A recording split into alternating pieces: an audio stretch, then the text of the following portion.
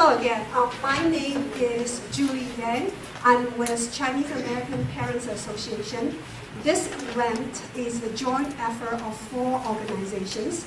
It's Chinese American Parents Association, is CCACC, Pan Asian Health Clinic Mental Health 360 program. It's Calvin Lee Foundation and the University of Maryland Asian American Study program. And this is a follow-up event. Last year, in September, we held a very well-attended mental health seminar showing the documentary film Looking for Luke, describing the story of Harvard freshman Luke. And at that time, we invited experts from Harvard and Massachusetts General to come and talk about mental health issues. And one of the things, to our surprise, is when we did the participant survey, we have an interactive participant survey for all the parents. Our goal is to have our kids be happy. The happy was the largest section of everyone's choice. Yet, when we practice this, reaching this end goal, we were signing our kids up for piano, for violin lessons, for SAT tests, study class. We asked them to do this, that. It seems that we are doing a lot of things trying to reach the happy, but we are not sure whether our kids think those things will help them to be happy as the goal of their life. So that's why after the workshop, we say we need to really understand each other. If this is our goal is to have our kids to be happy. What are we really doing that will make our kids happy? What in their mind are the things they would like to do? What in our mind are the things they should do? We should hear each other out. So that's how we started this essay contest. And we received altogether 37 essays. And we are hoping to get the themes from the essays and to continue on to do parenting workshops in April, led by Dr. Wang. So this is an event that will bridge all the components. We want to make a concerted effort in our community to promote communication. And in the spirit of transparency, since this is a contest, we would like to share with you a little bit our process of doing this essay contest. Okay, please. So actually, I want everyone to give all the writer an applause. It's not easy. It's really not easy. I tried one myself. I avoided that vision. It's so hard. It's so hard. So actually, I want to go over the process. Slide, please. Next. Okay, like we said, it's a joint effort, and then we will have the partner organization leader to talk about the organization a little bit later. And you all see this. If you put in application article, you see this. And we laid out the things you want to hear, you want to see in the paper, in the article. We need the article is because we cannot communicate through words.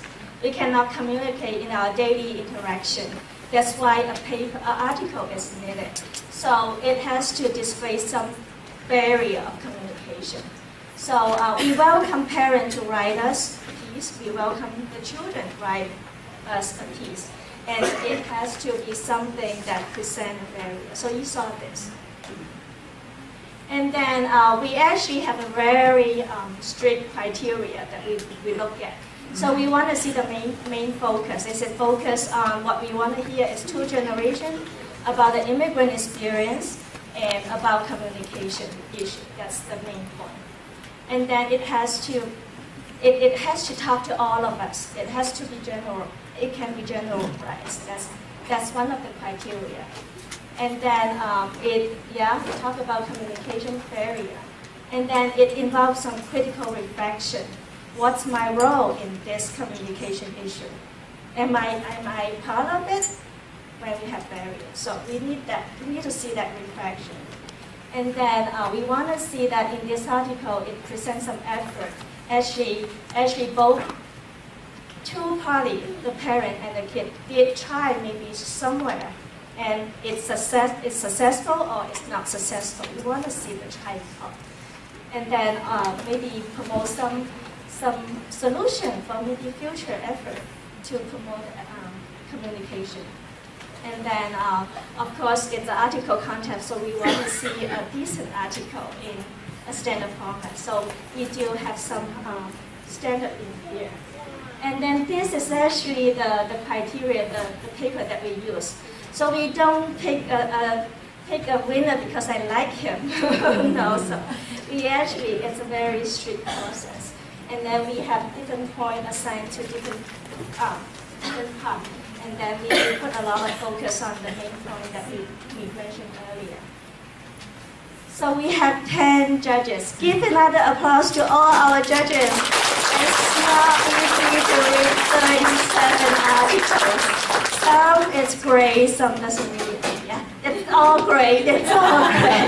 But it actually needs a lot of time and energy. And then I get the feedback from a lot of judges that I have to have a box of tissue by me when I read this article. It's very, very, very good, good articles.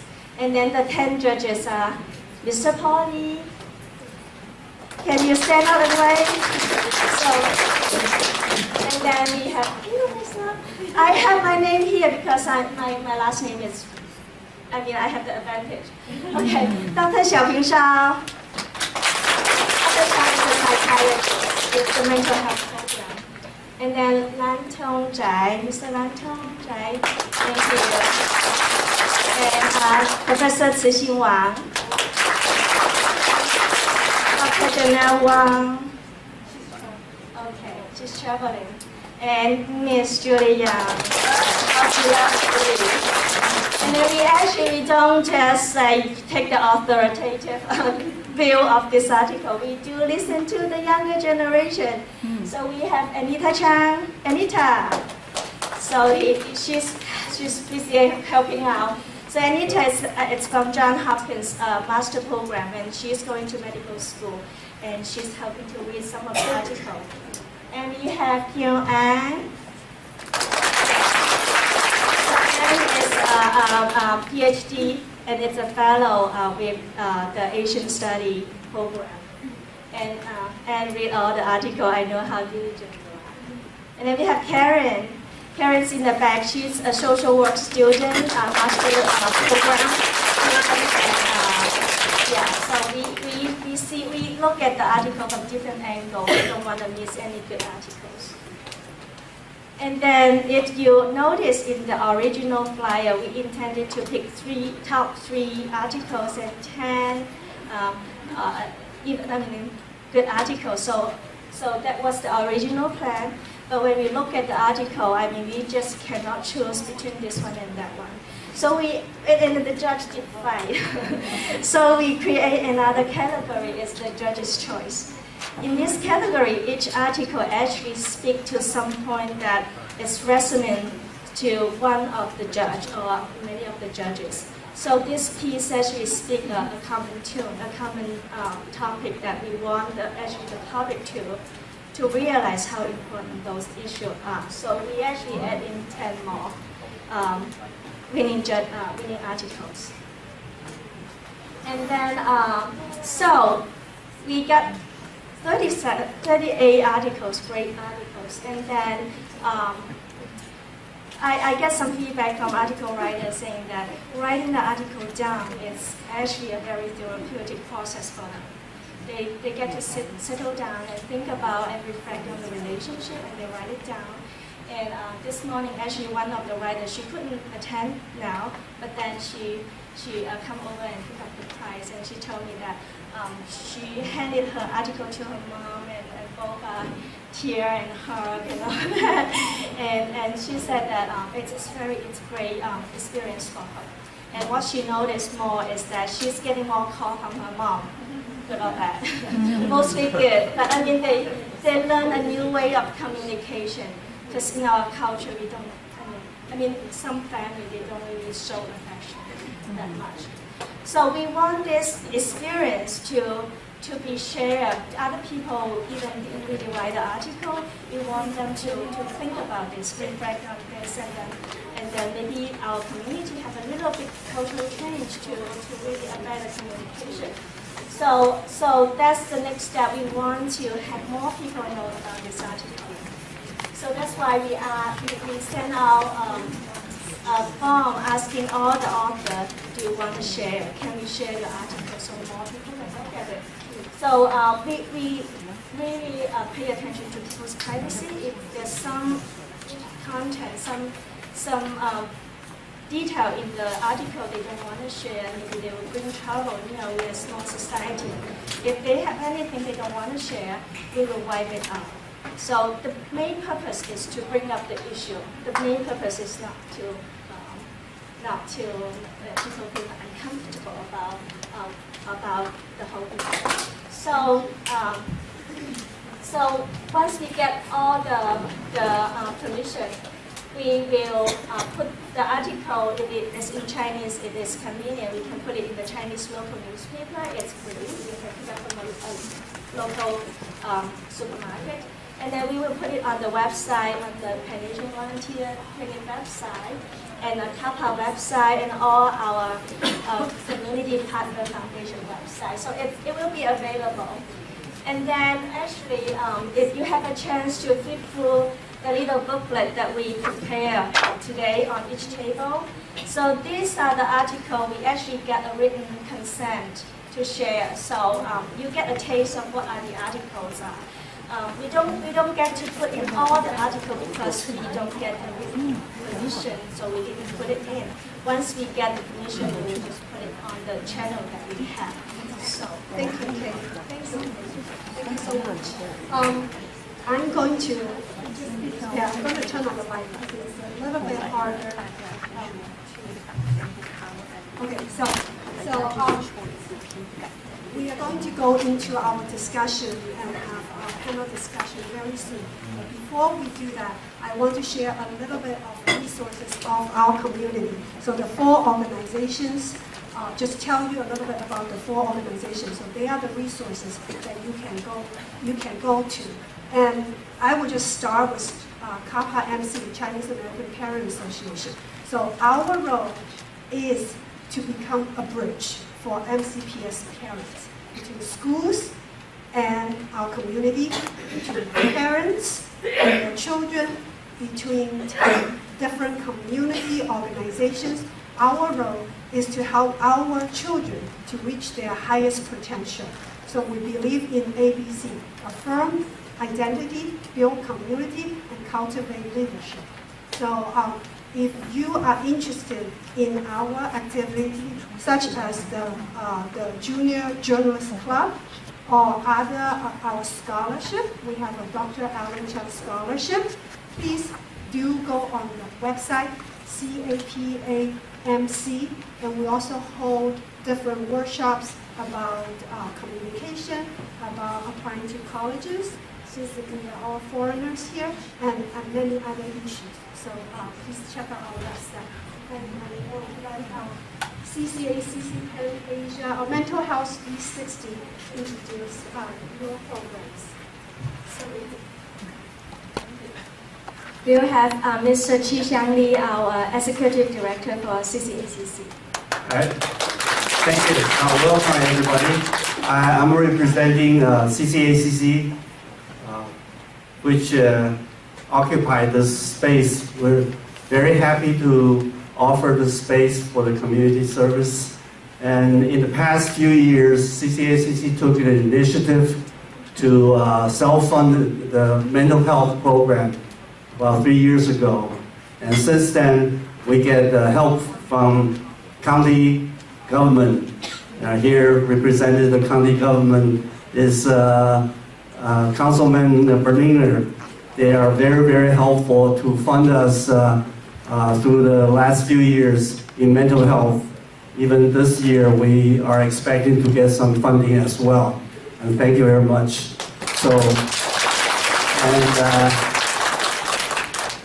We are very, very honored to be able to work with all the other three organizations, because this is so important. They need the community work together in order to give everybody the resource and also the help, in order to resolve this problem. Thank you very much. Mr. Paul Lee. So I'm here to represent Calvin J. Lee Memorial Foundation. A little bit background on the story. 3 years ago, I lost my son to a car accident. He was 18, he just graduated from high school. When I reflected on his life, my biggest regret was that I did not spend enough time to get to know him on a personal level. I care about him, right? But what I cared is, did you finish your homework? Why didn't you get an A in math? Or why your room is such a mess, right? But I did not care about his emotional well-being. Did not care about what his struggle is, what his problem was. And particularly, I noticed that he had a lot of struggle with his identity, his Chinese identity. So, because of that, the mission of the foundation I established in his name is to raise the awareness of the emotional needs of our children. Also, the social challenges they have in a school, in a society, particularly with respect to stereotypes, biases, and sometimes discrimination. I would like to do my work, my efforts is to create a more supportive, not only family environment, but also social environment, so our kids can feel empowered to pursue whatever aspirations they have for their life. Towards that end, we're happy to partner with a lot of community organizations listed here, and we're very thankful for CCACC. You guys have done a lot of work for the community, and CAPA has done a great job. And we also support AAST, and I'm very happy the first fellow we support, Anne is here. And her research is on Asian American children in immigrant family and their struggles in their family relationship. And we're also happy Jia Li is here. She's going to be the second Lee Fellow coming this fall. Thank you very much. Thank you everyone for coming. The University of Maryland Asian American Studies program. First, I'd like to thank the organizers of this program for inviting us to be a part of this wonderful event. We are proud to be a co-sponsor. My name is Julie Park, and I'm a faculty member and director of the Asian American Studies program at the University of Maryland. The Asian American Studies program is an undergraduate program that offers 25 to 30 interdisciplinary courses each academic year. And so we address the kinds of issues that Dr. Paul Lee just mentioned. And as well, we also do co-curricular programming related to the experiences of the Asian American communities in the United States. It was created in 2000, and we cover a wide range of topics from history to literature to psychology and mental health. film, the arts, to politics, policy, even demography.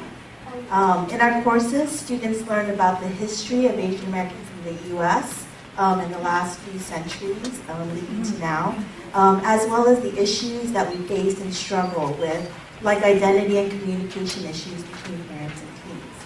And finally, students learn how they can be active in and contribute to their own communities. Approximately 500 to 600 students take our classes every year, and I'm hoping there's some students here that will eventually be in our classes. We offer a minor for students who wish to develop a specialization in Asian American Studies along with their majors. Our minors represent every school and college on our campus in terms of what they major in. So we have quite a diverse group. And many of them go on to work in all fields and sectors, as well as go on to graduate and professional schools. Our program grows as we serve a growing Asian American population. Just as a reminder, in the U.S., Asian Americans are the fastest growing race group today. On our campus, Asian Americans make up almost 17% of our undergraduate student population. And this is only increasing because now amongst first-time students, Asian Americans make up over 20%. So it's a very sizable group on our campus. So as a program serving Asian Americans transitioning into adulthood, we know the importance of having the kinds of conversations we're having tonight to strengthen the communication between parents and teens. Hopefully many sitting here today who will become future Maryland Terps. Thank you. Thank you, Dr. Park. And last but not least, we have Mr. Balina here, and please have a few words with our community. So good evening to you. I am Montgomery County Council Member Roger Berliner. Yay! That's an applause line, absolutely. And if I am fortunate, and if you feel so inclined, I may end up serving as your next county executive. But that's not why I'm here. I am wearing that button because there's nothing subtle about politics, right? But we're here on a really very serious matter. One that I am so grateful to the organizers for bringing forth and creating a safe space in which we can talk about this, in which we can honor it, because it does need to be honored. For so many of us, we treat mental health issues as though, oh, we can't talk about those. We can talk about physical issues all the time. But if we're feeling blue, if we're feeling depressed, oh, we don't talk about those. We ignore those. And I cannot imagine how hard it is for you and your children being so, if you'll forgive me, onto yourselves, right? And the Chinese community really is onto itself. We are all tribal by nature, right? And it makes it harder when you are onto yourself. And even in a county like ours, where we have 170 different cultures. I mean, take that in. We are among the most diverse communities in America, in the world. Okay? It doesn't happen very often where you have 170 different cultures, 140 different languages. And so we have all of these communities that are onto themselves, that have their own culture, have their own language, have their own relationships. And to be only, the Chinese community is the second largest immigrant community in Montgomery County. Okay? But you are still the other in many ways. And I come from the privileged white community, right? I mean, I never had those issues, and I got plenty of issues. You want to talk about mental health issues? I got plenty of issues. I sometimes joke, and I don't know if you'll think it's funny, I grew up in the Jewish faith. In the Jewish faith, if you didn't have a a psychiatrist by the time you were 12, you were a failure. I mean, we talk about our neuroses all the time. That's who Jewish people are. And Asian communities are just the opposite, right? It makes it so much harder. I lost one of the most important people in my life to suicide. And it stunned me. This was a person who was my right hand in my small business. Every day, she was by my side. And I had no idea of the pain that she was going through because she didn't share it. It is in the sharing of your story, of each of us sharing our story of this incredible contest, to share your story, really, that is so important. So I just commend you because it takes a lot of courage to even have this conversation. So I applaud you for doing this serious work. Asian young women are, as you know, the highest suicide rate of any ethnic group in our county. Asian senior women, the same. Young men are the second highest. This is an important conversation, and we need to work on it together. I've been proud to support this work on the County Council. I promise you I will support this work if I have the privilege of serving as your county executive.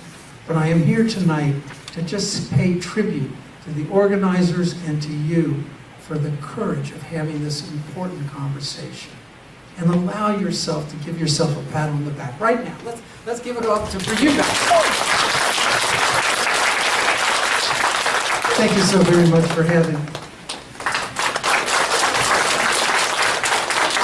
We are moving on to the award part, and we're going to ask Mr.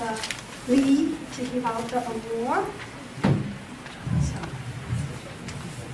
If you hear your name, please come to the front.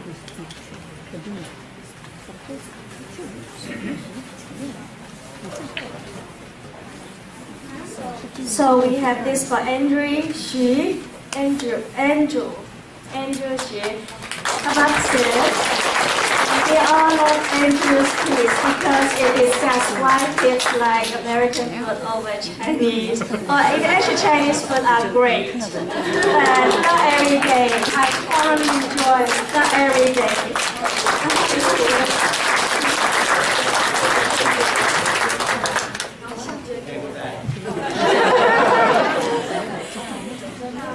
So next one we have Linda Chen.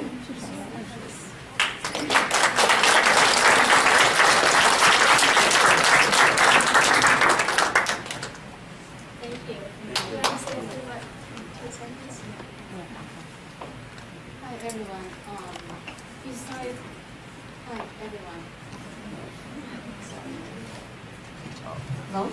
Hi, my name is Linda Chen. Besides CCACC, I want to give thanks to my church friend Julie.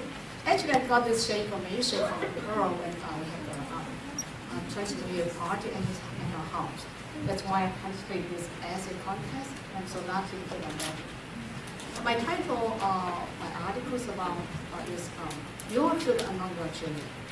So if some of our children are still struggling with pain, to communicate with our kids growing up in America, I encourage you to read a poem called Your Children Are Not Your Children. Thank you.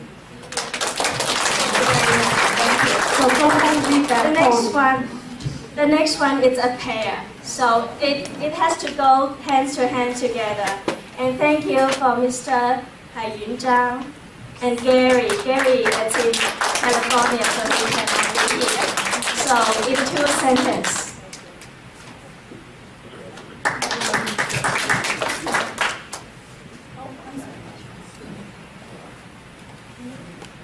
I want to echo what the previous speakers has talked about. Mental illness is an elephant in the room where the more we talk about it, the less scary and less stigma we will have. That's why I'm very glad that this article for both Gary and I were part of a long healing process that is going to still go on, given his mother's devastating death. Thank you. I want everybody to know she flew from San Francisco here just for this purpose. Thank you. So the next one we have Zheng Ying, Ying Zheng.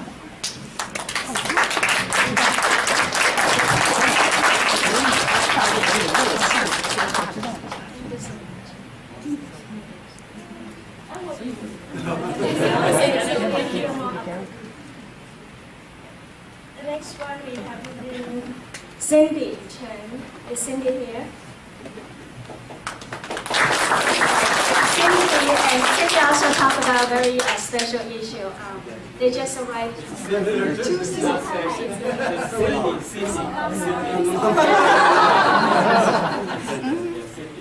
Cindy Chen.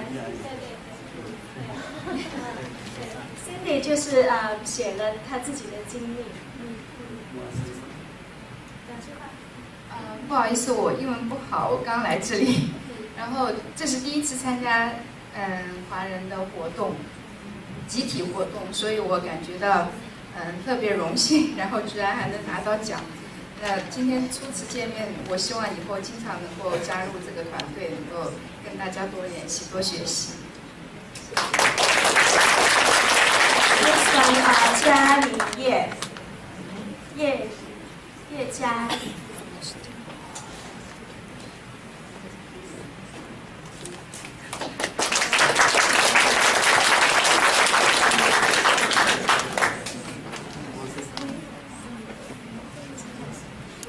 My say is about passion that my daughter and I shared that helped us to reconnect as she entered the teenagers year.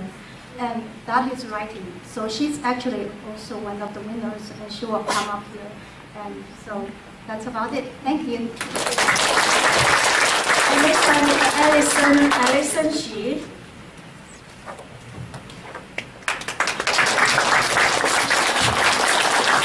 How old are you, Alison? Can you tell us a little bit about you? You are great, right? 谢谢。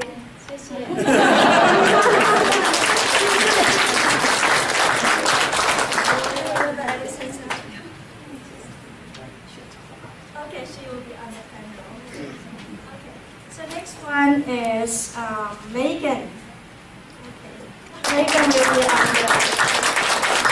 Thank you so much. So you'll be on the panel too, right? Yeah. Okay. You want to have a few words? Not right now. Okay. Thank you. So the next one would be. Dun, dun, dun, dun. So we have Chang. Chang is not here yet. Chang.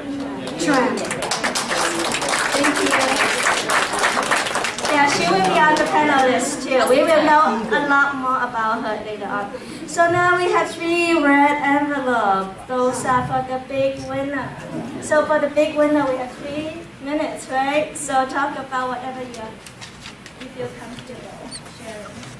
So we have Sandy Chen.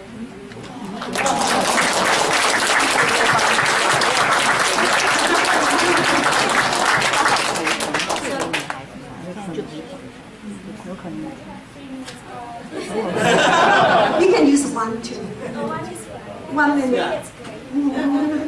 Thank you, everyone, for giving me this honor. I'm very honored to be here and to share my experience as a first generation in this country and talk about the struggles that my family has faced. And this article was very therapeutic to write. It gave me time to reflect on our relationship and how it's getting better, and communication is really just the key to talking and being open about our struggles. And everyone has struggles, so in some ways we can relate, in some ways we can empathize. It's really important. So thank you. So the next one is Lillian Zhou. Lillian.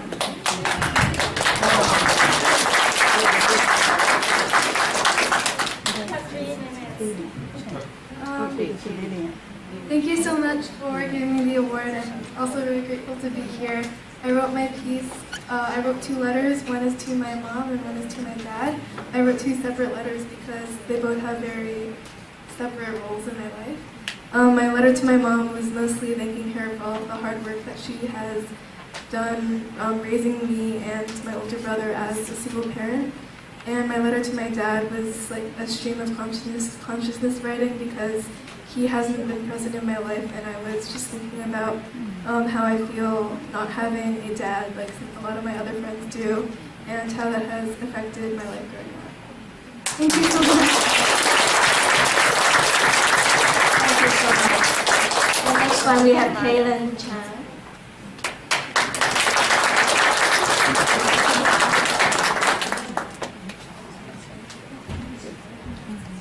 I think it's really important to have communication and love in a relationship because often we want to do what's best for the people we love, but that can turn into stubbornness, stopping them from doing what they want to do, stopping them from doing what they love to do.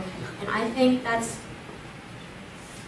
shows up in not just Asian American parents and children, but parents and children all over the world, because we need to think about, okay, I love someone, but how do I make their experience here the best without hurting them and what they want to do? And I grew up in Alabama where not a lot of Asians were, and I can barely speak Chinese. I didn't know how to use chopsticks until last year, and so I'm kind of an Asian disappointment. And so when all my friends are in the higher math class, and I just kind of feel different. I do theater, and I know of one more Asian who does theater with me at the same place where I do theater, and I just feel different. And so my experience was similar to some Asian Americans, similar to my white friends, and so I almost felt like I had no one to talk to about it, because I just was an outlier in this entire community, you know? But now that I wrote this essay, I kind of found a way to communicate not only to my parents, but everyone here.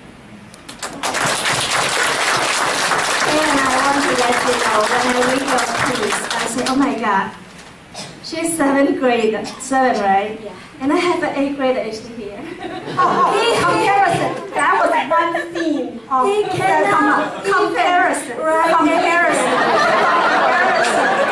You know how to do that. We cannot, it's not here, okay, sure. Anything close to what you can. You have a very talented, writing skill. Right, really, I thank you for something. This has its own way of sweetness. All right, we would like, at this time, we would like to invite the panelists to come up. And the audience, we encourage you to ask questions. And we have some questions for the panelists, and you will have time to ask questions too. When you ask questions, we ask you to be concise, and so that we can have more people involved in the discussion.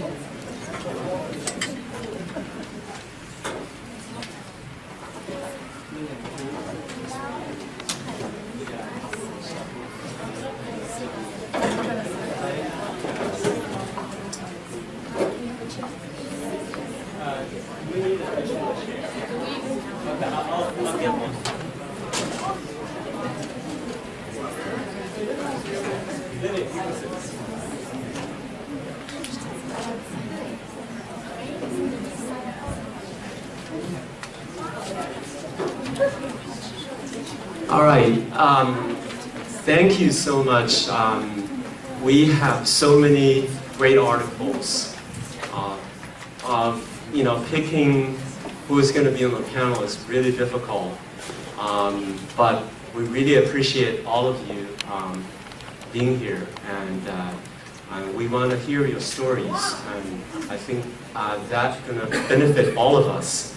So my name is Paul Lee. I'm my partner, moderator, Xiaoping, Dr. Xiao, and we're going to moderate the panel. After we ask the questions, we'll open the panel to all of the people here. So I'm going to start off by, before we start, can each one of you briefly introduce yourself?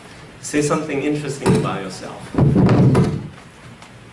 My name is Lillian Zhao. I'm a 9th grader at Montgomery Blair High School in the STEM program, and I also really like to do ballet and Chinese dance in my free time.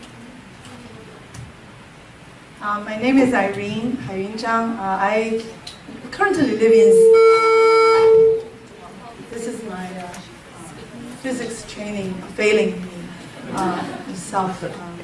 So I currently teach math in the San Francisco Bay Area, but I've been interested in anything under the sun that doesn't make money and that's useless. Biology, actuarial science, physics. Again, I'm really honored to be here because my brother lives in this county. So whatever I'm doing, I'm contributing to his well-being.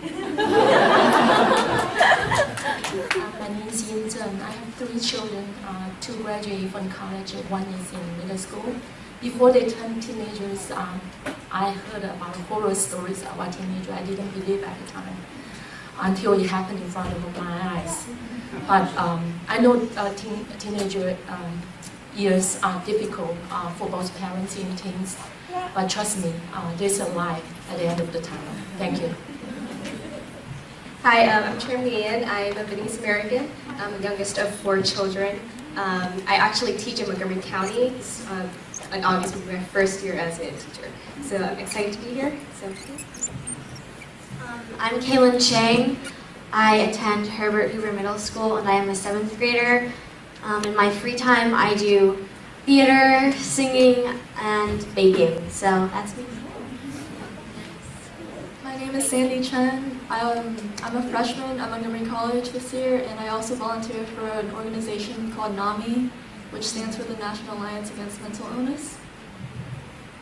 Oh, hello.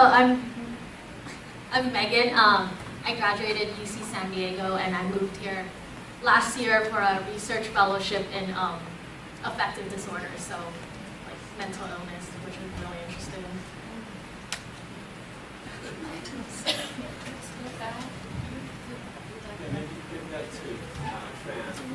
Yeah. So I'm going to speak louder. My first question is for Tran. You are actually you're the first one submitting the article, and I read your article. Your article highlighted the different expectations you have for yourself and your parents have for you. This is very typical among the immigrant families, and these differences are rooted in both culture and also different life experiences. To your parents, probably to all of us, it seems that a stable, well-paying job is of paramount importance. But you want to be a writer. How much can you earn being a writer? Yeah. So, and your parent wants you to marry someone with similar cultural background, but you, growing up in America, you want to find someone who truly loves you. Speaking of love, this is the part of your article that really touched me. To Asian parents, our way of expressing our love is through our action. We work hard, we take care of the family, and our love is silent. And our love is written with sweat and toil. But you yearn for a personal relationship with your parents, and an emotional connection. That really touched me. So my question for you is, what suggestions do you have for the parents among us? How do we better connect with our children? And on the flip side, what are your suggestions for the children out there on how can we pursue our dream while still not disappointing our parents. Wow. That's a heavy one. I'll say this first now, I'm still figuring a lot of these things out. I am only 23, but just growing up here in America, my 2 older siblings were born in Vietnam, me and my other brother were born here. We're very, assimilated into American culture. My parents don't really speak English, so we've always had that communication barrier to begin with. Growing up, I was a very emotional, sensitive kid. I did laugh a lot. I loved to hang out and just show my emotions to people wherever I was. But my parents, very typical, very stone-faced, cold. Don't mess with me. If you were talking to me, you probably did something wrong. If you sweet talk me, what do you want?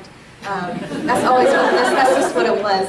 But for me, I was just like, no, I just want to spend time with you, And that built up as I grew older.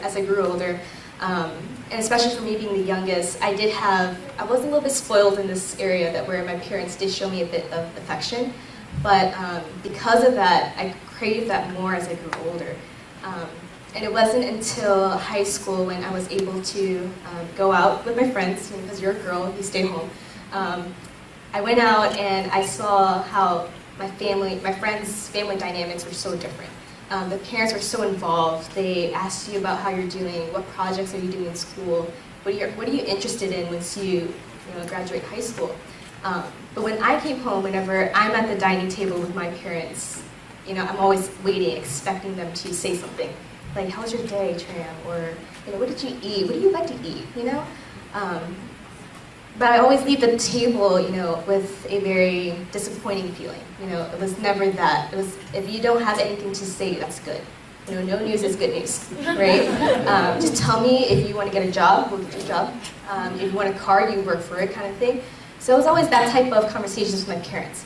And I was just so frustrated because I didn't understand why. But now as I graduated college, and I'm able to really step back and see this all from my parents' perspective. Growing up, they didn't have that relationship with their parents at all. It was always, they're out working, you do your responsibilities at home, you play a part in your family. So they didn't have that relationship. It's very awkward to show any kind of affection or emotion. It's just not normal for them. So just understanding that my parents can't communicate this way, I can't blame them. And I think that was very hard for me to accept at first, but they don't know anything. So it's really hard for them to show emotion when they don't, they've never felt it themselves. So now as a 23-year-old, I'm still very aggressive about them showing emotion, and I want them to know that it's okay. So I purposefully would, after teaching them how to text, I would say, I love you, Mom, and if there's no response within an hour, I'm like, Mom, and I persist because they need to know that it's normal and it's okay. As a child, too, being here in this, this culture, this society that we're in America, you want to talk, it's normal to have communication. Everyone highlights communication, especially in school. Right? If you have a problem with a teacher, talk to them. If you have a problem with someone else, you talk to them. So with my parents, there's always, when you try to spark a conversation with them, it's a little bit awkward at first, because sometimes you don't know what to say, right? But I guess this is my advice for parents. When your child does approach you with a very random thought, random conversation, don't disregard it. It's usually that little cry for, hey, just listen to me for a bit. Even for today, as I got ready for work this morning, my mom's in the bathroom with me, and she's like, what time are you going to be home tonight? And I was like, I didn't tell her about this contest at all because she wouldn't understand. And I was like, I wanted an award. I'm going tonight somewhere. And she's like, okay, what time are you going to be home? It's that disappointing feeling again. And I was just like, I want you to have that emotional connection with me, right? Be proud of me. I'm your daughter. And I worked hard for this because I wanted to, we have that awesome mentality with kids. You want to do things to make your parents proud. And I think for half of my life, that's all it was. I'm like, if I do this award, they'll be proud. If I graduate with this degree, they'll be proud. And it's not that. I think it was just me looking for that emotional connection with my parents. More than proudness, I just wanted love, and I wanted them to express that. So this morning I was just very upset. I was just like, I want an award. I was just like, how can you not be proud, or how can you not say anything more? So I just left it at that. And even right now, she probably doesn't know what I'm doing. Right? But I'm going to go home, show her that award, and then I'm going to actually, I think this is what it is for the kids too. Don't give up, persist. Parents probably don't know what you're going through, and they don't understand sometimes. But it's the act of you persisting and not giving up, and hoping, it's a very positive mindset that you will be able to open that door, and then they'll be able to see what you've been pouring out, and hopefully they'll meet you halfway, and they can also pour out love to you. So, sorry. That's okay. For some of us, actually, when we ask our children, what did you do in the school? Nothing. I guess the important thing is we parents need to listen more and pay attention. Thank you very much. And my next question actually is for Kaylin. Your essay is a letter, and I think all of us were deeply touched by your essay, and this essay actually, this letter was addressed to your father, and the title is Complaint in Your Household. You already can feel that emotion in the title. My question, this is a quote from your article that really struck me. You said, "You are like a wildfire when you yell at me. And even if I cry, you will keep letting your fire grow like a cancer and let mine slowly dwindle down." It's very, very tough. And I see a little bit myself in your dad. So my question is, how do you describe the impact of that relationship to you personally, in terms of how do you relate to others, how that affects you personally, and how do you seek a common ground with your father? My dad's actually here tonight with my mom. And, I wouldn't say he pushed me to do what I didn't want to do. It's just, I do theater, which is somewhat uncommon in the Asian American community. I wasn't on the highest math, although they pushed me, but they kind of just gave up after a little. I don't know Chinese, like I said before, and so sometimes you feel like, you don't meet their expectations. And then my mom and dad, they actually have been very, very open, and almost like my friends, like they'll ask me how my day was, and then they'll also ask, did you take your math test today? Did you get a good grade on it? What problem did you struggle with? We need to help you with that. Let's get you extra math lessons, which I do have, which I don't know how I feel about that. But anyways, theater was kind of the main basis for this. It's something I like to do. It's something that my dad wants me to pursue, but he's a little bit afraid of me going into that world where not many Asians have ventured before. You don't want to end up a starving artist, and he wants me to, go to college, become a lawyer, a doctor, the stereotypical thing, But I know my dad loves me. I know my mom loves me. I know my parents love me. But when they don't love what you love to do, that's where you're like, we're not quite communicating. And when you get so disappointed that someone who you thought supported you fully just kind of wasn't there yet in understanding what you wanted to do, you feel like you can't be heard. And then, I guess, hear me out, yeah.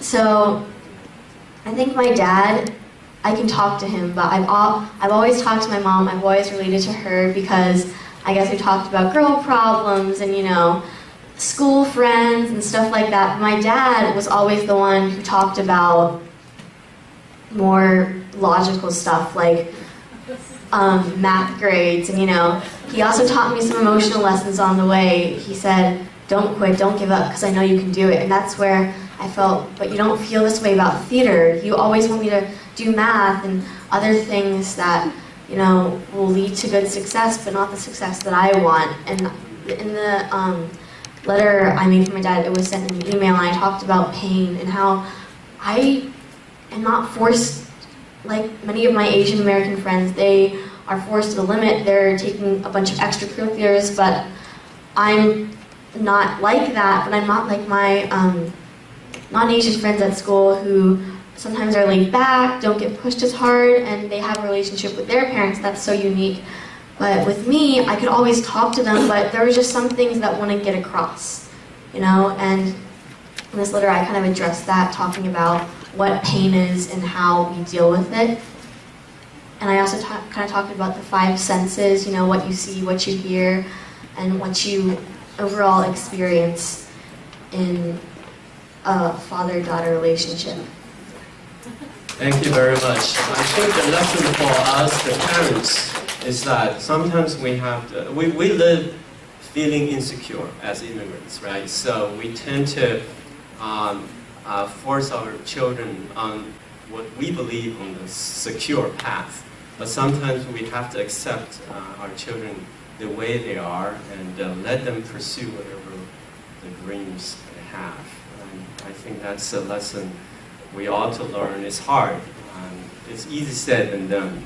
My next question is for Megan. Actually, your story is very similar to Tram's story, and I think it's very common among our immigrant families. When you were young, you know, there were a lot of misunderstandings between you and your parents. Even though you disagreed with your parents, but you acquiesced to their demand. You're a good girl, right? and now you're a little bit older, you actually came around a little bit appreciating your parents' side of views much more. And you wrote this in your essay, you said, did you eat yet meant I love you. Are you warm meant I'm proud of you. And you must work hard in school meant we do not want you to go through the same hardship we have. I really like how you ended the article by asking your parents, have you eaten yet?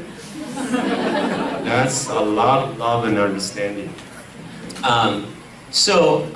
You also proposed in your article the parents and children should both compromise and reach a middle ground.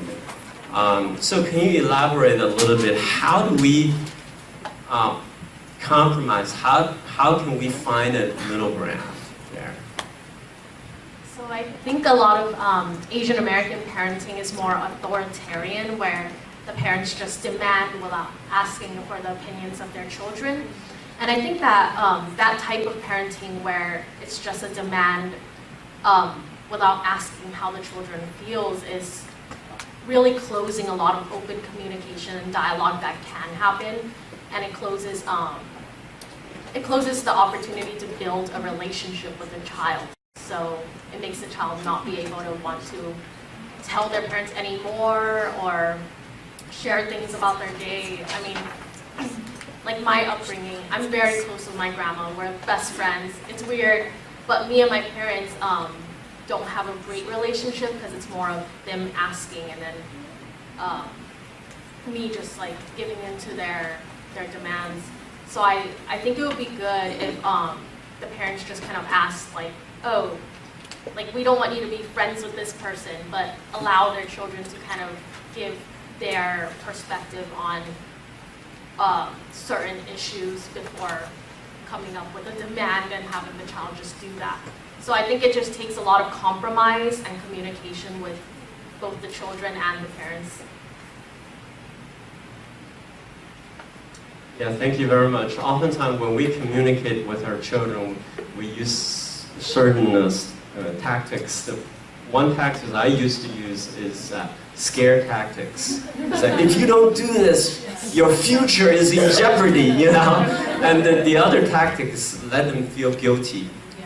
I worked so hard for your future. you gotta, that kind of thing. It really turned them off because of that tactics. They tend not to communicate with me anymore because first, they don't want to feel guilty. Second, they don't want to feel scared. So I strongly recommend not to use that tactics, and I use that very often. My last question today is for Yin, and thank you very much for participating. And your story actually resonated really with me very well.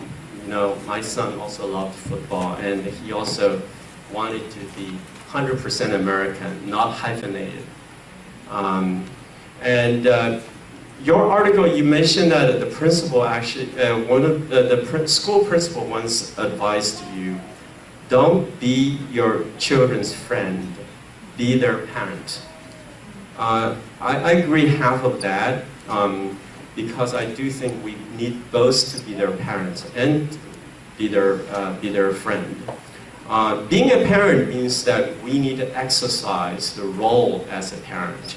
That means we need to exert authority over them, provide guidance to them, and when they make a mistake, we need to correct them, and when necessary, we need to discipline them. And that's the role of being a parent. But as an immigrant, we tend to have diminished natural authority over our children because we don't speak the language very well. We don't know the school system. We have a different cultural and value system. And our children actually look down to us sometimes because of that. And we even dress differently than average American. So our children tend to naturally question our authority. So my question is, how can we exercise our authority to provide proper guidance to our children, but not to act like an authoritarian? How do we do that? Thank you for the question. Actually, the advice was not given to me alone. It was given to all the parents attending the school meetings. I believe that the principal understand well it was very important to be a friend of our children. But at the time, he was emphasizing the important role of a parent as a guardian, a mentor to their children, and make sure they were doing the right thing. I think in order to be a good parent, you have to do both: to be a parent and to be a friend. I personally, I underestimated the influence of friends, school, social media, mainstream media on teenagers. They play a bigger role than ours in shaping their views, their likes, dislikes, and even their mood changes. So I think for a parent, it's just not enough to send kids to school and other activities and leave them alone. We have to be a part of the activities. We have to spend time alone with our children. We have to know what happened in school, what are their friends, what are their struggles, what are their troubles.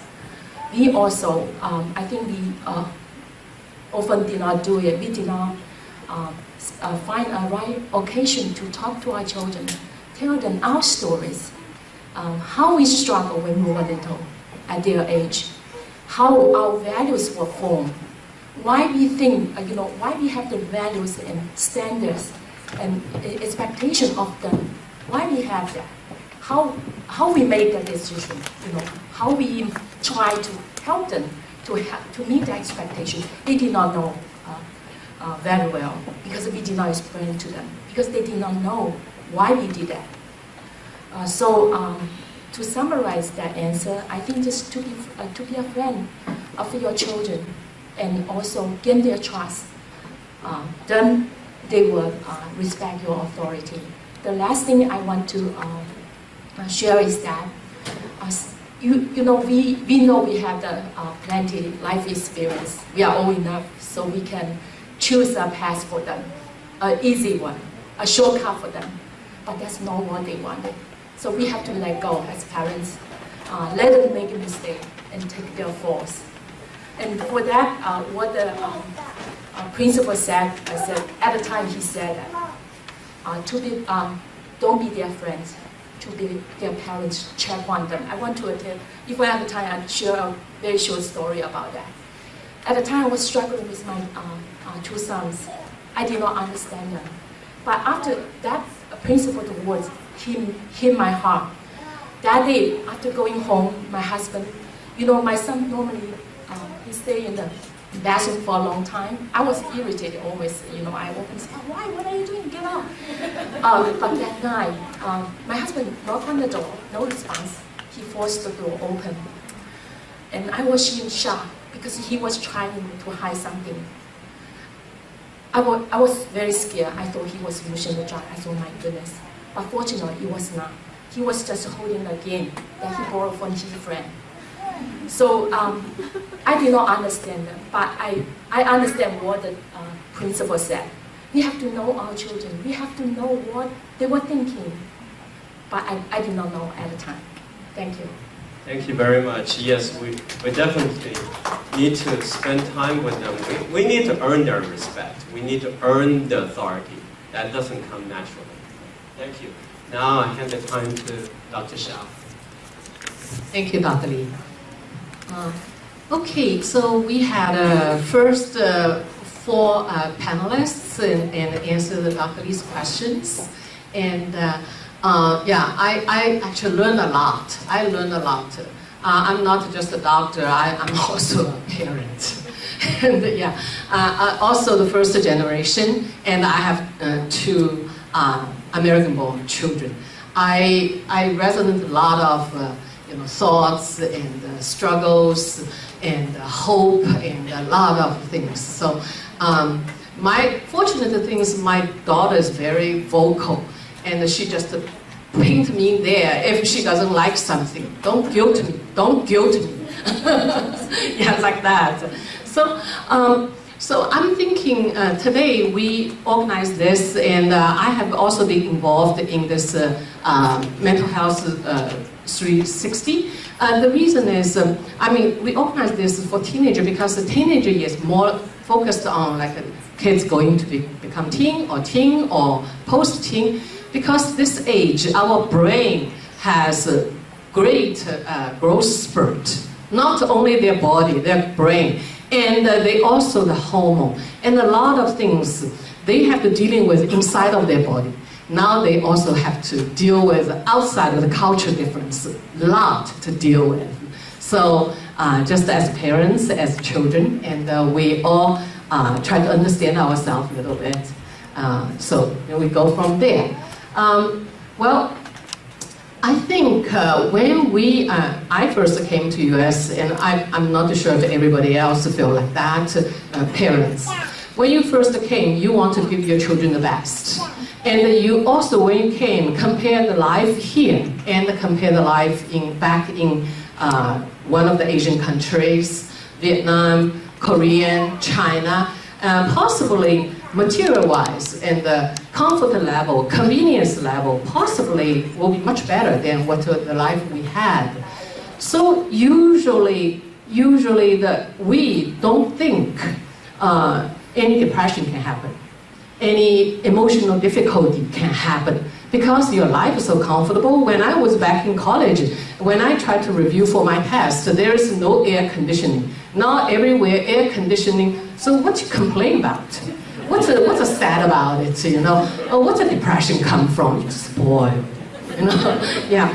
So by saying that, so I would like to, I really appreciate our winner, Sandy, for her bravery, talking about sometimes the stress can also bring emotional difficulty. And I have a question for Sandy. Some of Asian parents, including myself, maybe 10 years back, just to feel our life is so convenient. I mean, your life and our life in this country is so convenient, and you should be happy. And not just you, talking about the generation of children should be happy. And there's no depression, shouldn't have any depression, should not have any of that. But if one of your Asian friend, one of Asian student comes to you and tell you he or she has is stressed out and has depressed. So what you will say to her or him, and if you have a possibility, what you will say to her or his parents? So growing up, my parents would tell me about the hardships they had to endure. Listening to their stories, it made me feel more appreciative of all they've accomplished and how much they've done for me and how far they've come. But those stories also made me feel like my problems were insignificant in comparison. I started to feel ashamed about my problems because I felt like I was being ungrateful. My parents felt the same way too, so eventually I just kept my feelings to myself. Those suppressed emotions led me down some pretty dark roads, and I realized I wasn't doing myself or anyone else a favor by keeping my emotions bottled up. So my advice for Asian students or children who may be going through something similar would be to speak up. Speak up about what you're going through and let it be known. There is no shame in feeling how you feel because that is not something you can control. I was always afraid of being a burden to others, especially my parents.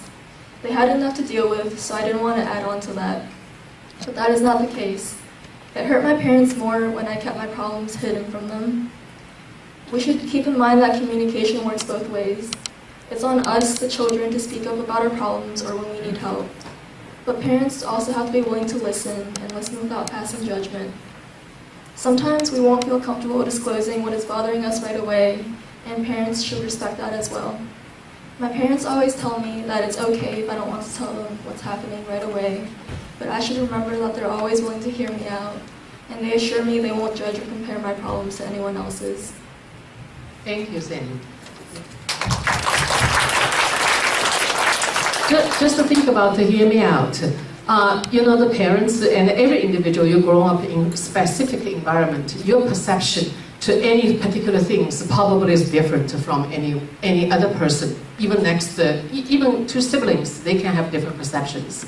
So instead of you should feel that, but the person is not should. He or she develops his or her own view, and she or he needs to find her own way. It's not should can solve the problem. That's my view on that. Okay. My next question is for Lillian. Hello. Hi, Lillian. And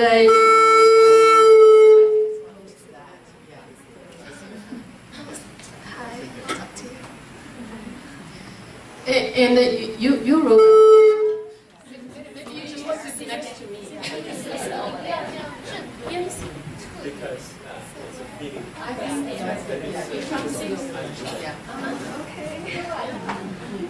It's easy to hear me out here. Okay. Yeah. Lillian, you wrote a paper and talking about the different way of expressing emotion. You already introduced your paper to most of the audience here about, actually you wrote 2 letters, one to your mom, a single mom, and one to your dad, and how important, how do you feel as a growing up without dad? If you want to comment on that later, you can do that. But the question I currently have for you is, you mentioned in your paper, it's very cute, the sentence stick with me. You said, the way of expressing emotion is different. And when you were a little child, you went to your mom, you said, knock, knock, knock. You expect your mom to say, who's there? But your mom said, go to do your own homework, and I'm busy. Yeah. So that shows the different culture and a different way of expressing emotion. And do you think the different way of expressing emotion has any impact to the relationship, to the impact to communication?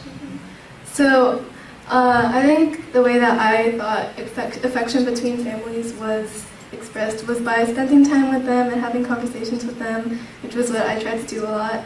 But my mom being a single mother, having to raise me, she had to do her job. She's a scientist. She has a lot of research and work to do. And she also drives me everywhere and cooks and cleans, and I try to help out with that, but it's really hard. And so, she wasn't always able to spend time with me in the way that I thought, like, if you love someone, then that's what you would do. And I feel like instead, how my mom and also a lot of my friends' parents express their affection is by making sure that their children do things that will be beneficial to their success later. Like, oh, have you done your homework yet? Have you eaten yet? How is your project going? What are your grades like? Because they want the best for their child. They want them to be successful in their definition and be able to support themselves when they're older. And I feel like that's how a lot of people express their affection, which when you're like a small child or a teenager is kind of off-putting, because instead of like going to the movies with your mom or something, your mom is asking you about school constantly, and it was just kind of a disjoint between the two different definitions of affection. Yeah. And a lot of my friends experience this too, and we always complain about it. So if you have some suggestion what you want to do, how do you make that work better? Well, I think most of it is just realizing that, because I think a lot of my friends still think their parents don't care about them, they just care about them defined by their grades. So they don't understand the other perspective yet, and I guess a lot of parents don't understand our perspective. So I guess figuring out how to bridge across that gap would be good, but I don't know how to do it. It's really hard. Maybe ask everybody else to help Yeah. you. Okay. I have a suggestion because my daughter told me that. So I just want to tell you that what you described is very true. And I'm supposed to know, right? Because I'm in the business. But as a parent, you forget. But my daughter was also very good to teach me. So my younger daughter would tell me that, and we're supposed to get together and have fun. We both live away from home now, but we get together once in a while and have fun. So I always, again, follow up on how's things going, how's your job, whatever. And she finally told me, she said, Mom, every time I see you, you talk about business. I just want you to listen to me, having fun. Stop that business. Why don't you just ask me how am I doing? What am I doing lately? Do I have fun? I said, okay. So you have to do that part, because we have to learn along with you. So sometimes we thought that we're doing the right thing when I planned all this outing, having a dinner, getting them together so that we can get together. But I still fall into the old trap. What are you doing? Okay? So, thank you.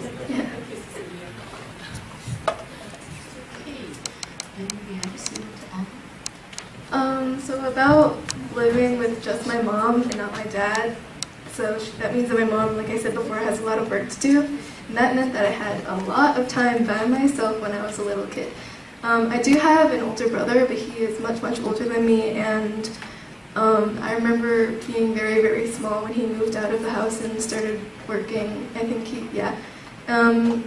he's in California right now, so but we don't really see each other that often, so it's very often just me. After school, most days I go home by myself, or I go to my ballet class, my dance class by myself, and that means that it's made me value the time that I can have with my family a lot more.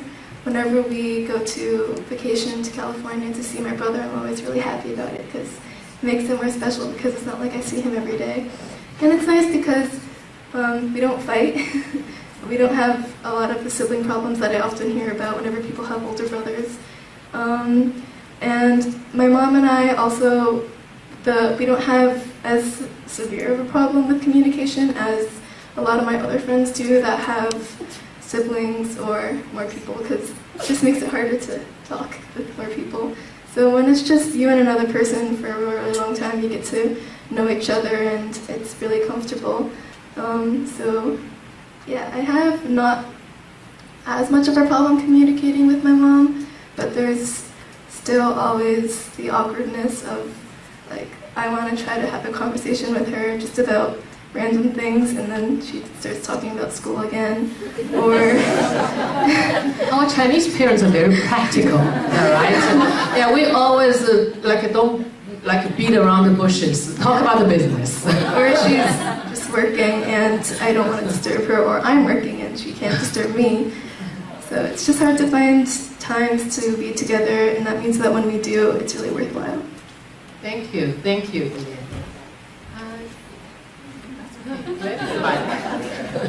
Yeah. Okay.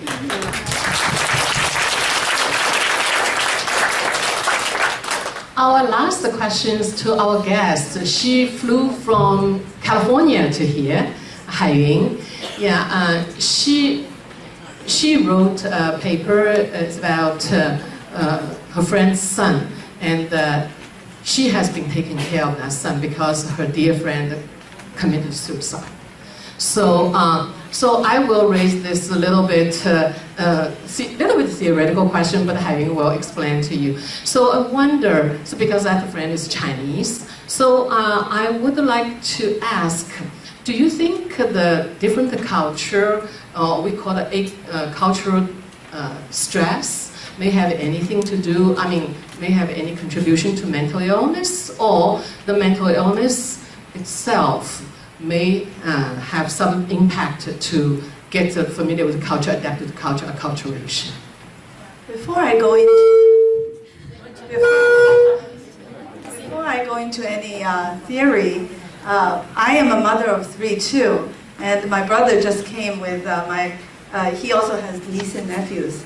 What I want to do is I want to give the young girls a big hug if I could, because if you don't mind, because I often what they speak brought tears to my eyes as I remember the young friend that I have. He also had ADHD and was thought to be autistic, but he had been diagnosed with ADHD and depression when he was in middle school.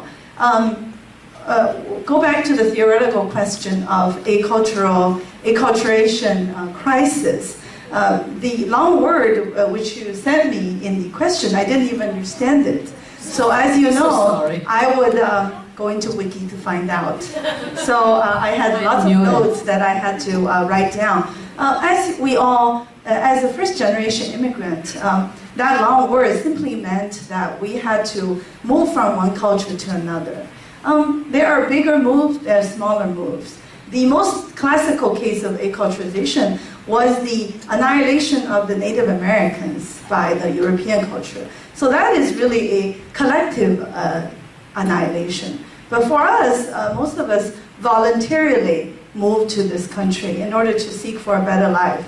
However, despite the improvement of our material comfort, we apparently still experience lots of difference between where we used to be and where we are. In terms of Chinese American, first, obviously, is the language. Second is a very different culture. Many of you talked about the authoritarian parenting skill, but you do know that it's intimately related to the feudalistic society that's been going on for 2,000 years. And then there's the politics and as well as religion. So many people feel, have different ways to deal with this change of culture. In places like, I don't know about Montgomery County, in places like smaller towns where you are only one family of Chinese, you may have to what's called assimilate. You have to speak the language of your adopted culture, and you will not be able to wear what you're used to wear. For instance, when I was at Caltech, when I was going to school, I actually never saw any Indians who wore their sarongs, their native clothing. But on the other hand, when you have a sizable population, such as where I live now, the Silicon Valley, when you have a large group of Indian, South Asian, or you have a large group of Chinese Americans, then you see a what's called a separation type of change. So they are able to keep a lot of their culture intact while they live in the bigger community of the United States. So I see a lot of native Indian clothing, which are beautiful. And if my son had kept his Indian girlfriend, I would have been able to wear it on the wedding. So we'll just have to see that.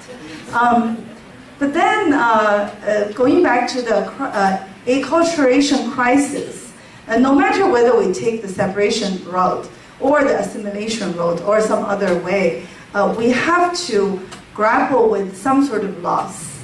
So for my friend who the son was experiencing depression more along the side of being constantly put down and having more what I would call confidence issues. His mother, on the other hand, has lived in a relative isolated world. I used to joke that in Cupertino or Palo Alto, where we're from birth till death, you do not have to speak any English. You can have an obstetrician who is speaking Chinese. You can have a pediatrician who's Chinese. Your school is bilingual. You can shop at the Chinese supermarket. And your work, you only need to report to the Chinese-speaking boss. So you can write some code in English, but that's pretty much it. And even the funeral homes are run by Chinese. So in that kind of environment, my friend was very comfortable, yet it's almost like it's the opposite from a blessing in disguise. She found it very difficult when she had a anxiety attack to seek help in the mainstream psychiatry or psychological departments. She found that her culture was so different that when she was needed to go see doctors, she was asked to go to day hospitals after her first suicide attempt. So she would need to go to group therapy. But she, when I talked to her, she said, well, they're all drug users, they're all LGBT. I have nothing in common with them. My doctors even asked me to write poetry. How am I going to write English poetry? So she found very strong alienation, and she found it very difficult to continue. So I think what I want to address is mental illness, first of all, has a genetic component as well as an environmental component. The change of culture itself is already often the cause of aggravating the mental illness. On the other hand, when you have it, the treatment also was hindered by the barrier of the different culture. With the Chinese culture being vastly different from the US culture, especially in the stigmatization of mental illness, which was bringing very unfortunate results. So I have a friend who is a psychiatrist in the Bay Area. She came from China, Chengdu actually. She was Chinese speaking, Mandarin speaking, and she's open to insurance. However, among her hundreds and almost 1,000 patients, she said she could count the Chinese patient on her fingers, and even fewer than that. So the population's ratio to the patients who seek help is very, the ratio is very wrong. So that's why ever since I realized that, because I was present during her tragedy, I started to want to raise awareness to this hidden problem. It's a problem that's hidden in the dark. I used to joke that these days, it's even worse to commit suicide than to kill someone in the Chinese community. Because if you kill someone, at least people will find excuses for you and say, oh, it's a crime of passion, or he's suppressed. But when you're committing suicide, people completely cover it up. So it became a non-issue. So that's why I want to make it more aware, make people more aware of it. Thank you very much. Thank you.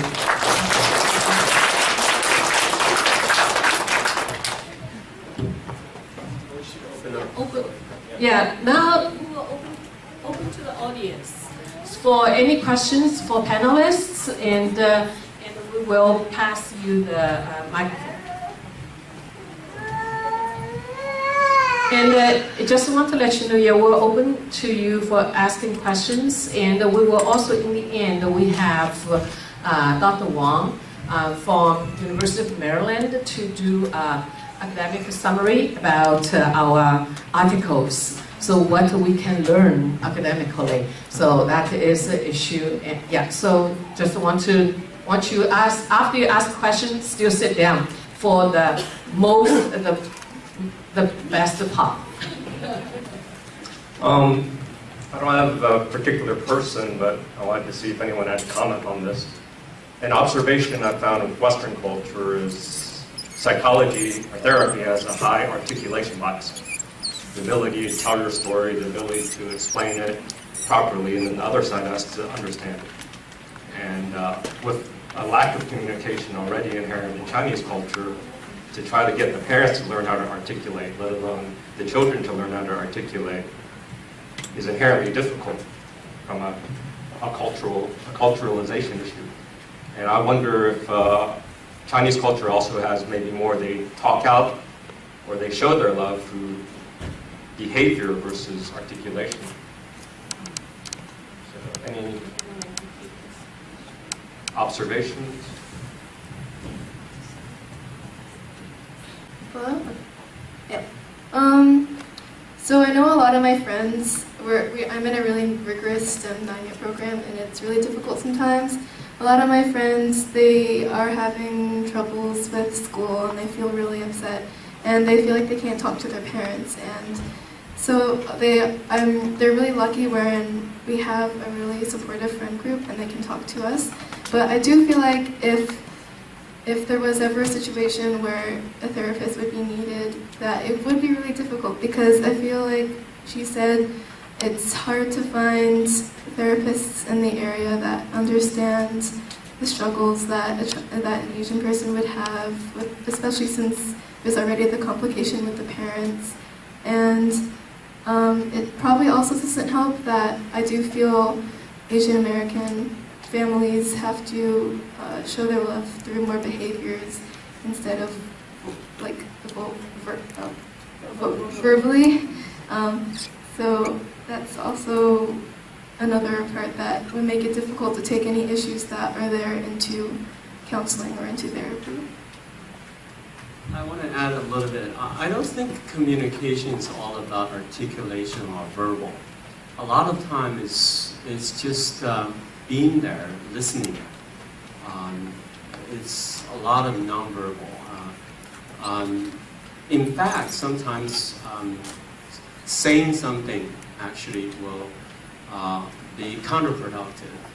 Oftentimes when our kids are having something to complain about, then we will give instruction, and we'll, stand in the authority, that we didn't even bother to listen to them. Sometimes they are not looking for a solution. They just wanted someone to hear. So it may not require you being able to articulate. It's just the willingness to listen. I think that's very important. That's the first step. And just lower ourselves. Be on the same level as our children. That's the most important part. And that's countering our own culture, In our culture, parents actually is this authority figure. You cannot change that kind of impression. But I think it's better for us, living in this society, being able to lower ourselves and communicate with our children on the same level. May I add one thing? I mentioned because you talk about therapist, I'm a psychiatrist. So just tell you one thing: the best psychiatrist is not the most articulate one; it's a warm one and attentive. And I also want to add, I know Leland's mom, so she spent a lot of time on her that I couldn't compare with her. So I think after tonight's talk, probably your mom will know to be more expressive to you. I think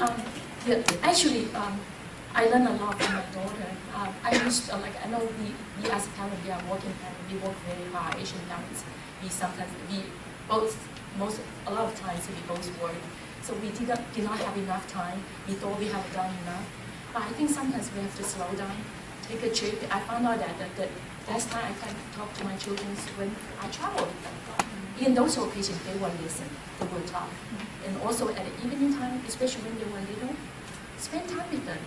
Before they went to bed, that's the time they need you the most. So drop your things, talk to them before they went to sleep.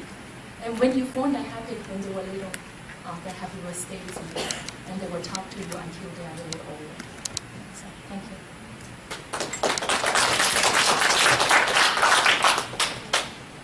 I just want to share my own therapy experience. When I was at Caltech, I was having trouble with my advisor. He was a young professor, and he didn't understand how to mentor me, and I was 20, so I didn't understand how to be a graduate student.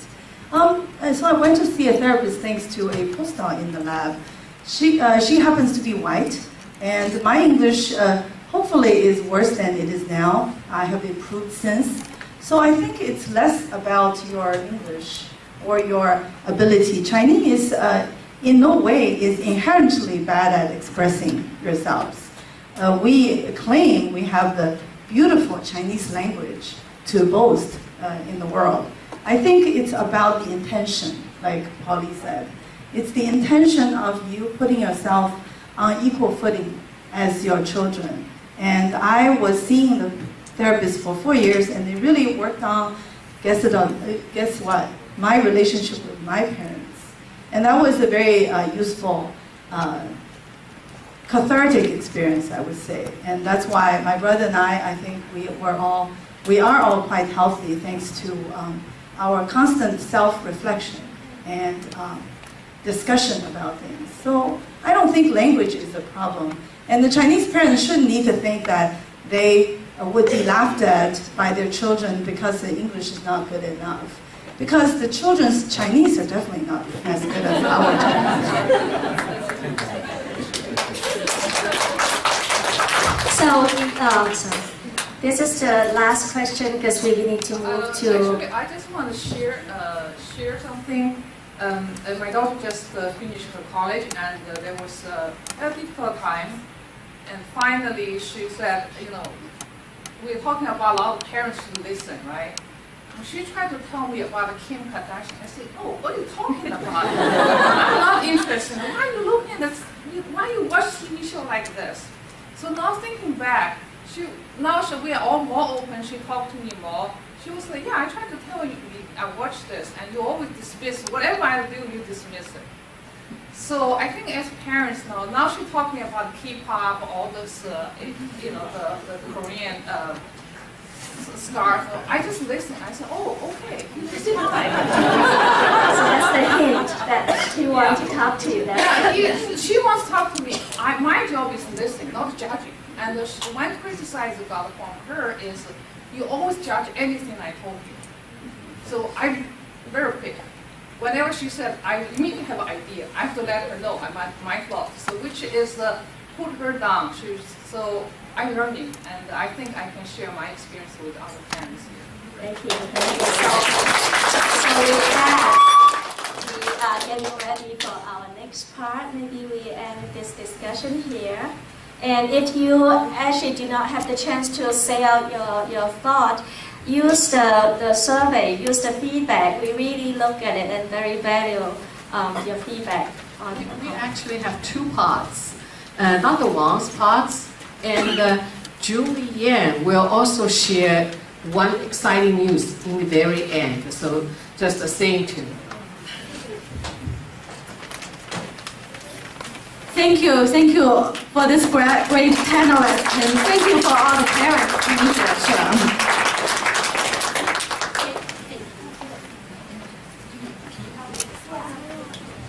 Again, thank you very much for coming to this event. We were really worried that we are giving out the award and there won't be anyone here to celebrate with us. So thank you for taking your time on your Friday evening to join us. And when I read the articles, that there was time that I was just crying. And even today, when the panelists were talking, there was tears coming from me. And I think this mental health is definitely a taboo topic, as well as for immigrant families, like communication with parents, having family conflict. That's talking about your conflict with your parents in front of a big audience is like losing face in the Chinese traditional culture. So I really want to say thank you for everyone here to be very brave to talk about this. And Dr. Ang and I summarized some of the themes together, and you all have a handout, and the pink one is the summary, and we'll just do some highlights because a lot of the things that the audience, the panelists already touched on. And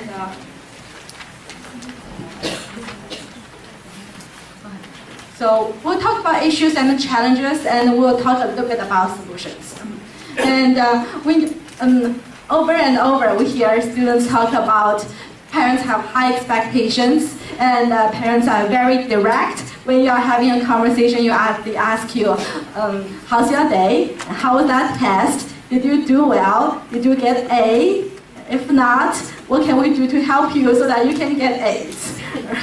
And during some of our other work I did, that people even joke that we are Asians, so we only get A's. And we are not Bichans, so we cannot get B's. Right, so this is a joke, but this is very true in a lot of families. And there's also difference in our mindset in terms of question versus follow. So in Asian culture, that we want kids to be obedient. A good kid is a kid who listens, right? And but in American culture at school, students are taught by their teachers to ask questions, right? If you do not ask questions, that means you didn't do your homework. It means you didn't listen. And if you have a problem with a peer, if you have a problem with a teacher, you are encouraged to talk to them. So keep in mind that we might the expectation we have at home may be contradictory to the expectation for them to be successful in the society. So in order to be successful in US, it's not only about grades. It's also about your EQ, about your social skills, and your ability to think logically and to challenge the authority. And that's why there are so many innovations in US compared with other countries. So if you need to, there are times where you tell them to just do what I tell you, and maybe stop and think about the importance for them to question you. So maybe there will be their creativity, they will be the next person who invent new things. And in Chinese word, we always talk about 先苦后甜. So the tough love, you need to work hard so that you can have a better life. And being raised, I'm an immigrant myself. I grew up in China and now I have kids myself. And I do realize that there are times that I'm not a good listener, even though I'm a psychologist. And there are things that we need to be aware that even though we might know it's important to do, but as parents, sometimes the things come just naturally. We get mad, we yell at our kids, and we tell them to just listen to us. And but as this quote represents, in an old country in my time, the road to success started and ended with academic excellence. But this is the old country. This is not the old country, and the times have changed. So we are in a different place. And in the US, the emphasis for success is very different. So really, and the more challenging part is like demonstrating the last piece. So kids who are born here will ask, why can't my parents be like my American friends' parents? It doesn't mean that you have to do everything that American parents do. But on the other hand, if they tell you their friends' parents praise them, or hug them, or write a I love you note to them, then when they are saying that to you, that means they want it. If they don't say it, you also want to ask them, what would they want? What do they want to spend? How do they want to spend time together? So if your kids definitely have that need, as parents, we should try to honor that and take that into consideration. And so the cultural difference is definitely a big piece. Another piece is about the silent struggle. And the challenging part is that both parents and the kids are struggling based on the readings. So parents talk about, the first few quotes are from children who are talking about their parents' struggle. Like parents had to leave family behind despite not knowing how to speak English. You both not only managed but strive in the midst of a culture shock and societal norms. And so parents are definitely struggling. And but on the other hand, that children also struggle through cultural conflicts all alone. So as Haiyun was talking about acculturative stress. So as immigrants, we struggle with how do we balance the Asian heritage as well as the US expectation. And our kids also struggle with am I American? Am I Chinese? Or am I American? Or am I Vietnamese? And sometimes that kids do not feel they can talk about those struggles with parents. And as parents, we also do not feel it's comfortable to talk about our own struggle with our kids. So two parties kind of struggle alone. So that's another thing that we noticed. And everyone feel the pressure. So a lot of parents are working parents, and just like one girl was doing knock knock, and the mom said, go do your homework, right? And I think one of the parents recommend spend time with your kids in the evening when they are very young, so you can get into the good habit. Just self-disclosure. There's a lot of time that in the evening I'm checking on my phone, I'm trying to get some work done, and when my kids are at home and trying to bother me and get me to read and to spend time with them.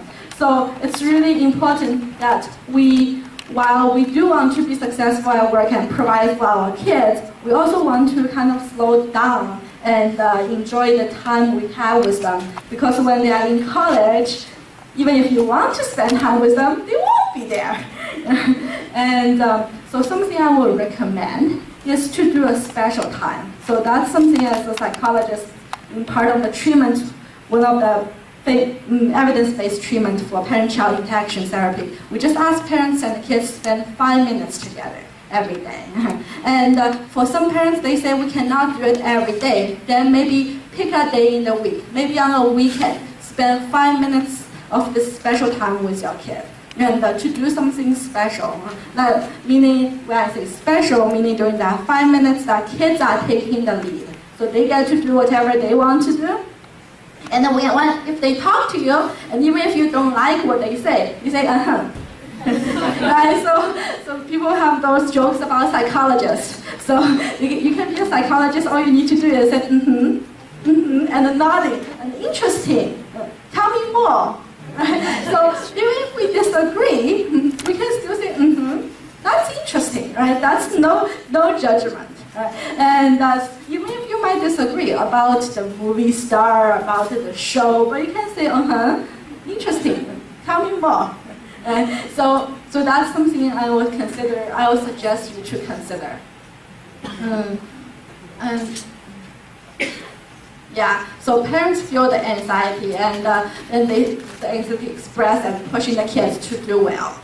But kids also feel the pressure from parents and the stress from school. So a lot of our high school kids take 5 AP classes, 4 AP class, and American AP classes are very tough, and they have to read a whole book. Like think about if you ask me to read a whole book in a week, I don't think I will enjoy it. And I don't think I would definitely necessarily be able to do that a lot. So kind of realize that they need a break. And everyone needs a break sometimes. And the model minority myth, like that's the Time magazine article in 1980s, kind of say, okay, Asians are all model minority. So initially people think it's a good thing. To be perceived as model minority, we feel proud. But on the other hand, it also brings a lot of negative impact on kids. So I talk to kids, then they feel like when they get good grades, people do not acknowledge it. They feel like you are Asian, you are getting good grades, you should be doing that. Without acknowledging, you worked really hard at it. And that acknowledgement are really important for kids' self-esteem, for their confidence. And as Asians, sometimes we also want to try not to reinforce this stereotype. Right? Maybe we are doing well financially and academically, but doesn't mean all the Asian kids get A's in math. Think about our years in China, in Vietnam, in Korea. Not everyone get A's, right? And I did not get all A's, so why do you expect your kids to get all A's? So something to think about. And competition and the comparison, I think this is so deep down to the brain. And my friends, My daughter is 5, and my friend has a son who's 4.5. And that 4.5-year-old, he's already doing like multiplications. And I'm going home and worried that my daughters have no idea. And for math and addition, 1 + 1 = 2 takes a long time to get there. So you see that when we compare our kids with someone else's kids, that we are not happy, our kids are not happy. And we hear a lot from the panelists today that they don't like it. But the first thing to change is to be aware of it. If you are not aware of it, there's no way you will change it. So I really encourage the kids here to point that out to your parents. Remember, we talked about this at the Hear Me Out. Don't compare with me with the neighbor. And for parents to kind of stop and try to be aware of it. I cannot say I will not do that anymore in my whole life, or even not even in the next week to my kids. But I'm sure that if you can point out to your parents, and if parents can be more open-minded about it, it will be helpful. Small change happens, small steps. So I kind of want to echo one of the panelists say, don't give up, right? So for kids, if you want your parents to do something different, and you really want them to hug you, or leave a note, say they love you, let them know. And if they are not doing it, talk to your friends, and talk to talk to some other adults in your life. It can be your grandma, if you are really close to your grandma. So talk to someone, and do not just close it and bottle it up.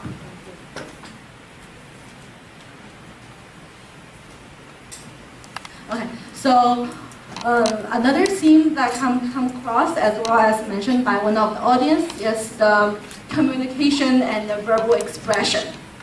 And so some kids talk about that they are not able to express their feelings, and their parents are not able to do that, and they are hiding feelings, and there's lack of family time, attention, and support. Parents are not there because they work really hard. Or even if they are there and they are busy, they are thinking about their work. So we say when we communicate, it's not only about words, but also about your verbal, non-verbal skills. Are you looking at your kids when you are talking to them, or are you looking on your phone? Are you looking at them and thinking about what you are going to cook for dinner, or trying to get ready to cook? And they notice it. They know that you are not paying attention. So over time, over and over, it will happen that when you ask them how's your day, they say fine, and they go on their business. That's probably because there are times that when kids were trying to talk to the parents, the parents were not necessarily listening, or the parents were commenting on things, say, okay, that's stupid, and why do you like that? Then we are closing a wall. We are not opening the window, and we are kind of building a wall. And I will skip some of this, and that because we mentioned it. And then as the panelists talk about, there's definitely a lot of mental health issues and the challenges. And the more we talk about this, we have events like this, we will become more comfortable to talk about it, and it will decrease the stigma in the community. I know people care about the solutions, right? We want to make sure we talk about it. So this quote comes from one kid. So they encourage parents to embrace your children's Americanness, then they will embrace your Asianness. So it's a two-way street. Not only they need to change, we also need to change. And it can be as simple as maybe try go to an American restaurant, or when you decide what are some fun things you will do together for the special time, you might take turns. You decide on something and they decide on something. And to be fair, so when they decide on something, don't try to push them to talk them out of it. Are you sure you want to go there? The food is not that good. Let's try this, right? So those coercion kind of things. And being okay with failure. So we are really worried about our kids not doing well. But if we look into the future, the lifespan, don't only think about where they will go for college at age 18, but also think about, this is from Haiyun, think about what they will be doing when they are 30, when they are 40. Will they have a happy life, right? Will they have a career? And will they have their families? So in order to do that, it's not only about grades. If we think about our high school and middle school years, did we get an A or did we get a B on a math test? Did that impact that much? Right? Probably not that much. But when you are in the middle of it, you probably really care. But kind of try to look into future, you know. And for life and for work and for success and for college, a lot of times kids are going to fail. And the more important is for them to learn when they fail how they can stand up, just like how they can pick them up when they fail. And listen without judgment. So that's the part, if you don't know what to say uh-huh. Or say interesting and see what happens, right? But if you say that's not cool, maybe you should hang out with a different friend. And then you are kind of shut them down. And you want to healing together and spend time together and maybe also form and attend support groups. So something we want to talk about is we are actually hosting a Parenting Connect workshop on all the Saturdays in April at Women High School during Ciji Chinese school's time. So it's at 2 o'clock to 4 o'clock at the cafeteria. So we'll talk more specifically about communication strategies, talk about brain development during adolescent years, talk about acculturation, and talk about stress management and other issues. And so everyone's welcome to come, and it will be tomorrow, every Saturday. So, and I think that's a way for us to kind of have further conversations because we really have limited time today. So I think I will stop here, and welcome to join us for the workshop to learn more. And I think Julie Yang has a good news to share, if you can wait for 1 minute. Thank you very much.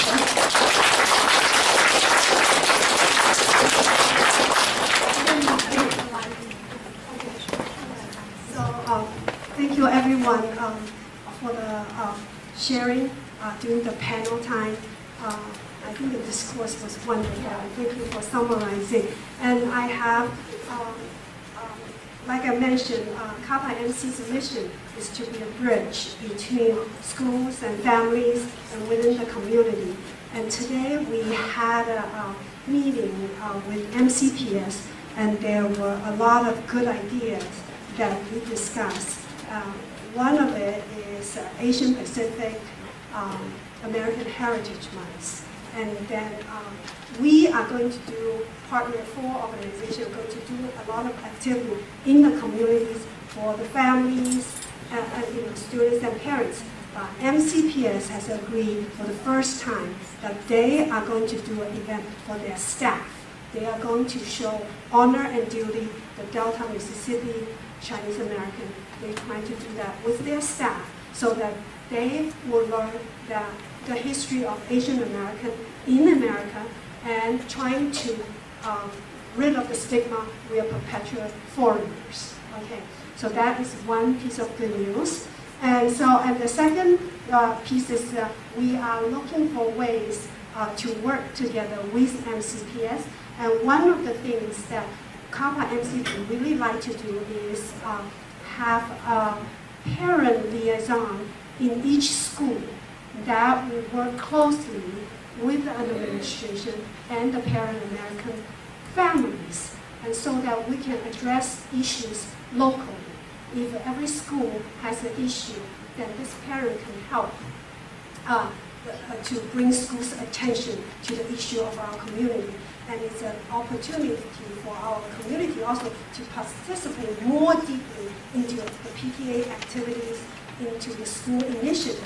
So we would like to pilot this model next school year. So we will really looking for schools that are willing, to participate. So I need to identify these.